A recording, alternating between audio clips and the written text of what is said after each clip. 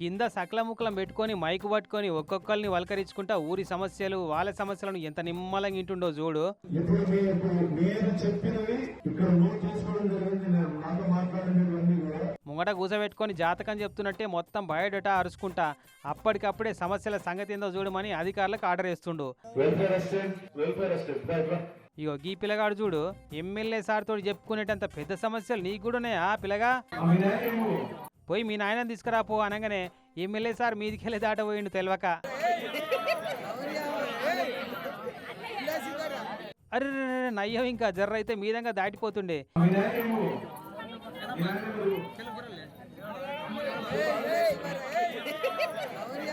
ఇక అట్లా నడుచుకుంటా పోతుంటే గల్లీలలో లైట్లు లేక సిమ్మ చీకటి అయితే సెల్ ఫోన్ల లైట్లు పెట్టి ముంగటి తీసుకుపోయారు సార్ను. అప్పటికే చాలా పొద్దుగుకిందని తయారు పెట్టిన నవారు మంచం మీద కూర్చుండు. అయినా సమస్య చెప్పుకుందామని వచ్చినట్టుంది ఈ పెద్దామే. అరే సార్ను జర్రసేపన్న ఒరిగి నిద్ర పోనీయరు జరా, మళ్ళా తెల్లారంగానే ఇంటడితి ఇక మీరు నిద్రపోరు సార్ నిమ్మలంగా అంత వెళ్ళిపోయారు. కానీ సత్యసాయి జిల్లా అమరాపురం మండలం ఆలదపల్లి అనే ఊరట ఇది. సారు పల్లె నిద్ర చేసింది.